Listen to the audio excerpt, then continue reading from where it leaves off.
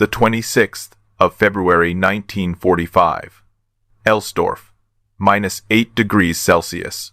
Hauptmann Klaus Weber watched the American tank waddle into the town square and smiled. Another Sherman.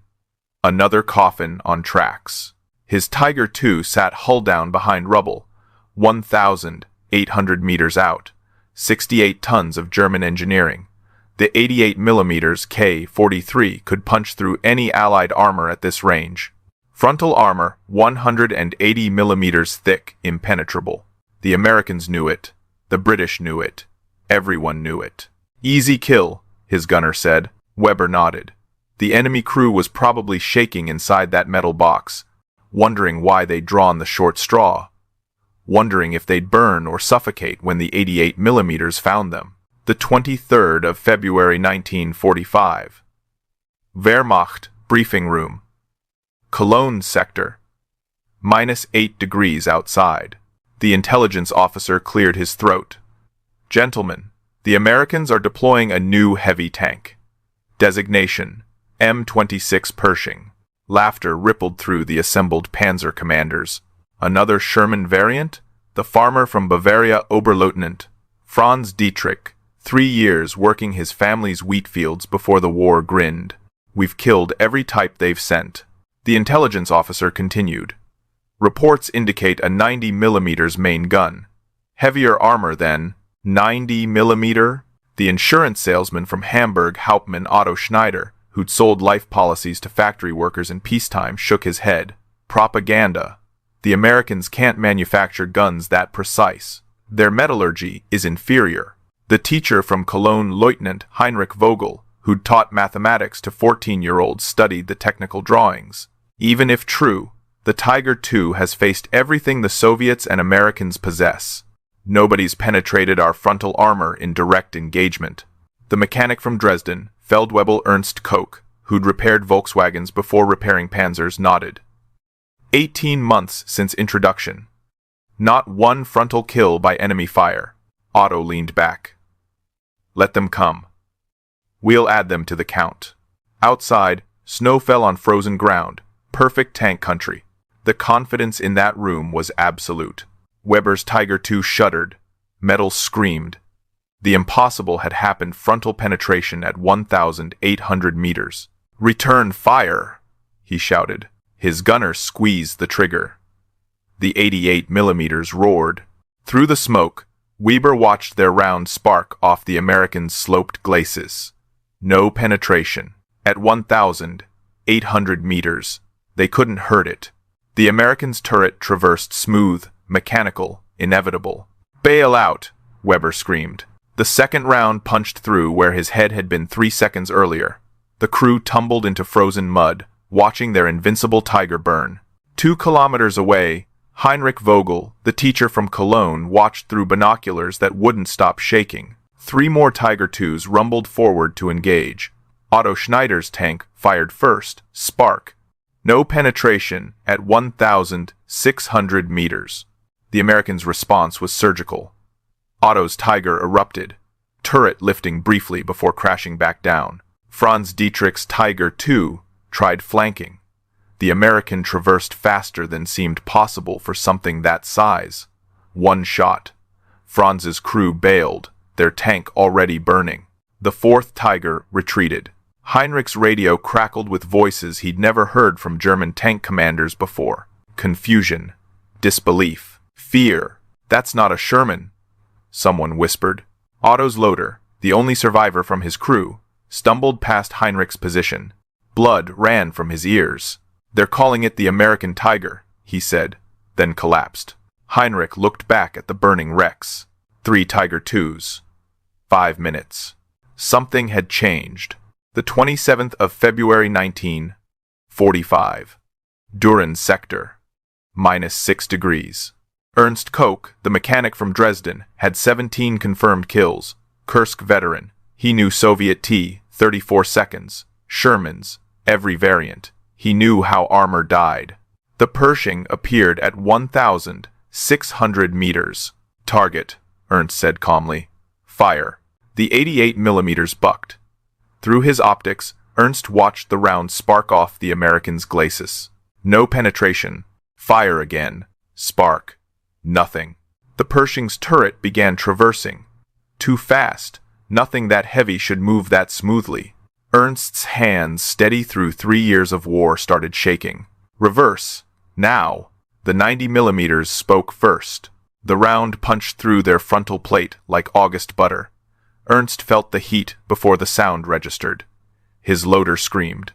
The driver was already reversing, smoke filling the compartment. They bailed. All 5 survived. An hour later, Ernst sat with Franz Dietrich and 6 other commanders who'd engaged Pershings. Someone had found technical intelligence. Their 90mm fires at 2,800 feet per second, Franz read. Our 88mm. 2,600. Their round weighs more, penetrates deeper. Heinrich Vogel, the teacher, did the mathematics on paper with trembling hands. They kill us reliably at 1,800 meters. We need 800 meters or less for guaranteed frontal penetration of their armor. Silence. Ernst looked at his hands. Still shaking. He'd thought it was the cold. We're outranged, he said quietly. Nobody laughed. Outside, the temperature dropped. Inside, something colder settled over them. Fear of the equation. The brutal, unchangeable math. February 28, March 1, 1945, across the Rhineland. Otto Schneider, the insurance salesman from Hamburg, now commanding his second Tiger II, waited in rubble at 600 meters. Perfect ambush position. The Pershing rolled past his kill zone. Fire. The 90mm round punched through the American's thinner side armor. The Pershing shuddered, stopped, burned. Otto allowed himself a smile. Close range. The old tactic still worked. Then 3 more Pershings appeared. Otto retreated. First time in his career he'd abandoned a position with a functional tank. 50 kilometers south, Franz Dietrich, the farmer from Bavaria, tried a frontal engagement at 1,200 meters. Doctrine said Tiger II controlled that range against any opponent. The first Pershing round penetrated his upper glacis. Franz bailed before the second shot arrived. Radio reports flooded command posts. Pershings at Cologne bridgehead. Remagen approach. Bonn sector. Euskirchen. Zulpich. Only 20 deployed, intelligence said.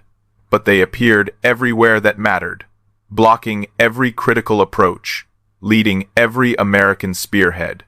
The nickname spread through panzer companies like Influenza, King Killer. Heinrich Vogel heard it first, from his own gunner, whispered like a curse.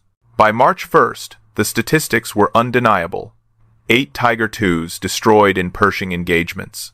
2 Pershings lost both to close-range ambushes under 500 meters. Ernst Koch said it aloud in the officers' mess, his voice flat. The invincible era is over. Nobody disagreed. March 2-5, 1,945. New standing orders circulated through panzer battalions. Avoid M26 Pershings. Ambush only. Never engage at range. Heinrich Vogel, the teacher from Cologne, developed his technique. Hide in rubble. Wait until 400 meters. Kill the side armor. Retreat immediately before support arrives. It worked twice. 2 Pershings burning in 2 days. The third time, 2 Pershings arrived together. Heinrich fired, hit the lead tank's track. Immobilized, not dead. The second Pershing immediately took position, pinning Heinrich with suppressing fire while the damaged tank's crew bailed. Heinrich couldn't advance, couldn't retreat, trapped. The second Pershing began flanking. Reverse. Through the building, they escaped through a collapsed factory, Tiger's armor scraping brick, 3 holes in their side plating. Lucky to be alive. 50 kilometers east, Ernst Koch, the mechanic from Dresden, tried hit and run. Fire from covered position. Relocate before return shot. Fire again from different angle. The Pershing commander didn't chase.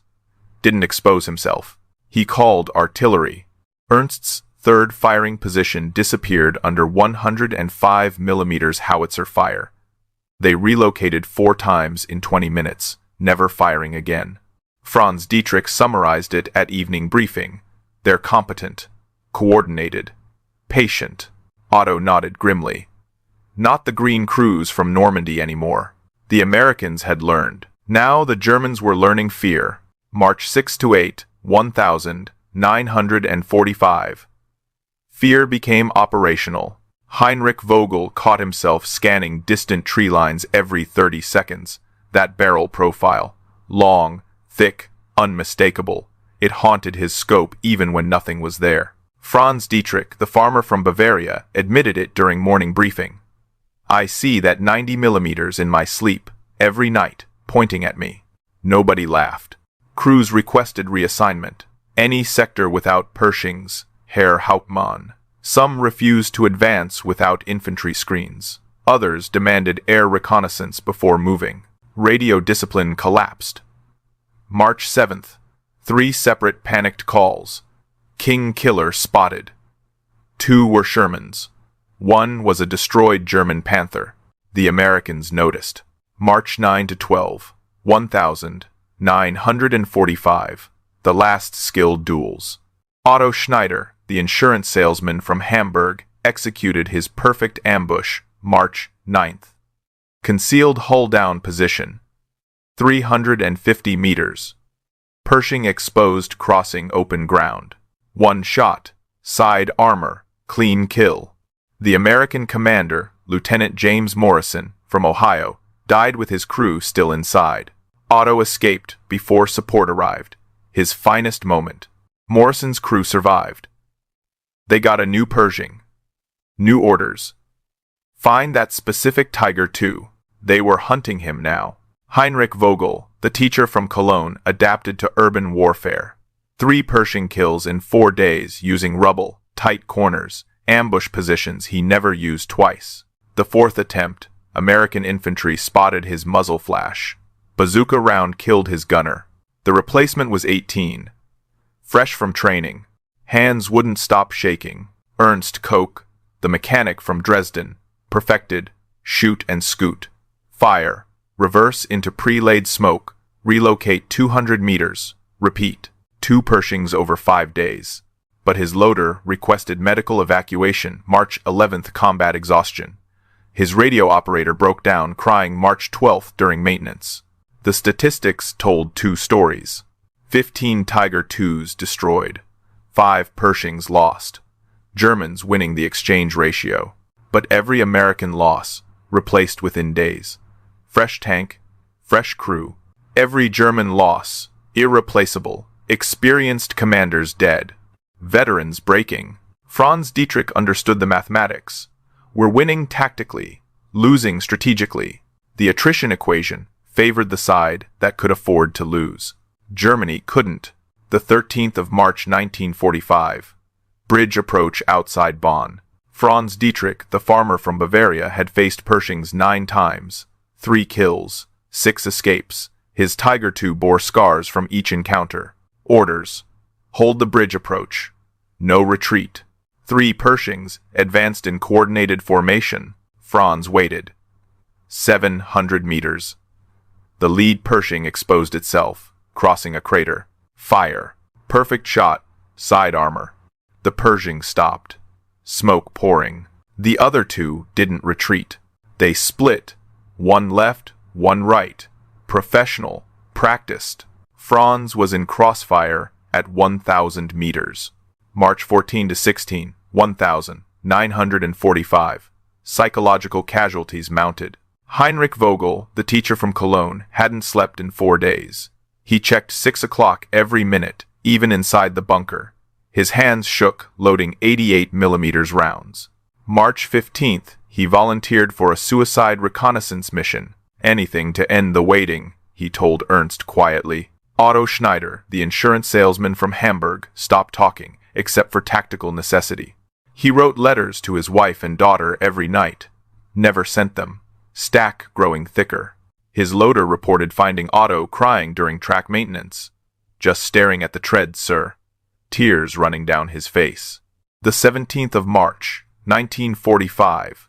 Otto Schneider, the insurance salesman from Hamburg, faced 2 Pershings near Euskirchen. Brilliant tactical retreat. Used smoke, terrain, reverse slopes, no casualties, his crew intact. Otto allowed himself to breathe, to hope. "We made it," his gunner said. 20 minutes later, withdrawing down the road, American P-47 Thunderbolt appeared. Strafing run. 50 caliber rounds punched through the Tiger II's thinner top armor. Otto Schneider died instantly. Never saw the plane. 28 years old. 4 Pershing kills. 31 total confirmed. Survived the King killers. Killed by random aircraft he never engaged. March 19th. Heinrich Vogel, the teacher from Cologne, reassigned to quiet sector. No Pershings reported. Relief flooded through him. 3 Shermans appeared at 1,400 meters. The old enemy. The familiar dance. Heinrich killed 2. Clean shots. Easy. The 3rd Sherman's gunner, probably terrified, probably firing blind, got lucky. 1 round. Ammunition storage. Heinrich Vogel, 34 years old. 3 Pershing kills. 19 total. Survived the killers. Died to the target he'd once mocked. Ernst Koch, the mechanic from Dresden, survived the next 3 weeks. May 8th, 1945. War ended. Ernst was the only one who made it. But the man who returned to Dresden wasn't the man who'd left. March 20 to 31, 1945. Final accounting. 20 M26 Pershings deployed to European theater. Only 20. 32 Tiger IIs destroyed in direct engagements with Pershings. 8 Pershings lost. 6 in combat, all close-range ambushes under 500 meters. 2 mechanical failures. Kill ratio, 4-1, favoring the Tiger II. Technical victory. But strategic reality told different story. German armor paralyzed wherever Pershings operated. Tank commanders requesting transfers away from Pershing sectors. Entire panzer battalions refusing to advance without air reconnaissance, confirming no M26s present. American armored spearheads advanced 3 times faster, where Pershings led the columns. The psychological victory worth more than any kill ratio. Wehrmacht internal memo. March 28th. M26 effectiveness, due primarily to range advantage and crew morale impact on our forces. Another paragraph. Buried deeper. Their 90mm gun outranges our 88mm KWK 43 inches practical engagement conditions. Tiger II crews require 800 meters or less for reliable frontal penetration. M26 crews achieve same at 1,800 meters. First, official admission. Too late to matter. The war was ending. But Ernst Koch, reading the memo in a POW camp weeks later, felt vindicated. They'd finally admitted it. The range. It was always the range. May 1945. POW camp, France. Ernst Koch, the mechanic from Dresden, met an American tanker. Pershing crew. They shared cigarettes, spoke carefully. "You guys scared the hell out of us," the American said. "Tiger II was a monster. Every time we saw one." Ernst nodded.